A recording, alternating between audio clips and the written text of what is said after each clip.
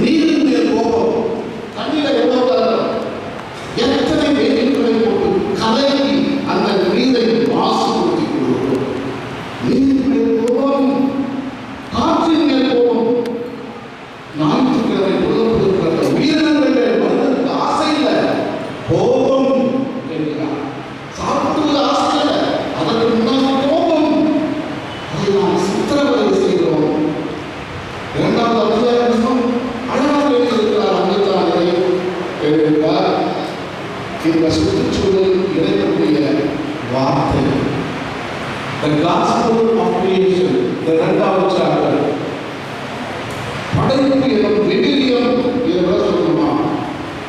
நம்ம திருச்சி அழகாக போட்டுருக்காங்க. நம்ம திருச்சி பாருங்க, இது ஒரு பெரிய இன்ஸ்பிரேஷன் நான் சொல்லுவேன்.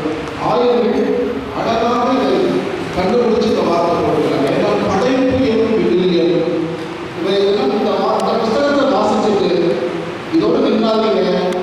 ஒரு புஸ்தகத்தை கம்ப்ளீட்டாக இருக்குது.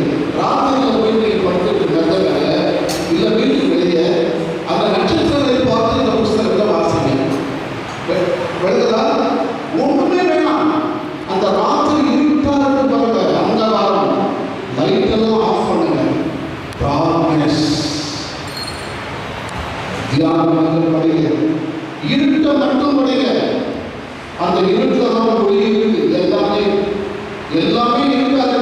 அப்பதான் எல்லாம் வெளியே வந்து பிரபஞ்சம் இருக்காக உள்ளது. இருக்காது ஒன்றும் இல்லைக்கு அர்த்தமாகுது. அங்கதான் எல்லாமே இருக்கு. எதுக்கு இருக்கிறதுனா all the physical laws collapse. That's why darkness.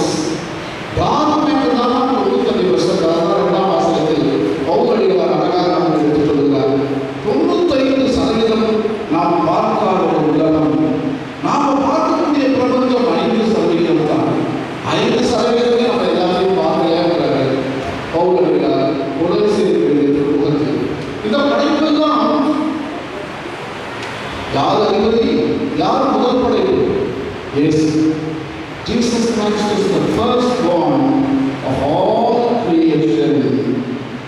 இந்த பிரபஞ்சத்தின் முதலாவது படைக்கப்பட்ட உயிரினமே ஜீசஸ் கிரைஸ்ட். அதிலிருந்து தான் அவர் வழியாக அனைத்தும் தோன்றின. இந்த பிரபஞ்சமே இயேசு நாமமுடைய வெளிப்பாடாக இருப்பதை நாம் பார்க்கிறோம். அதைத்தான் எழுதுகிறார். படைப்பு எனும் விவிலியம் 2வது அதிகாரம். 3வது அதிகாரம் the human roots of our ecological crisis. இந்த சுற்றுச்சூழல் சீர்கேட்டின் வரலாற்று முன்னணிகள் ஒரே ஒரு ஆளை சொல்றாரு.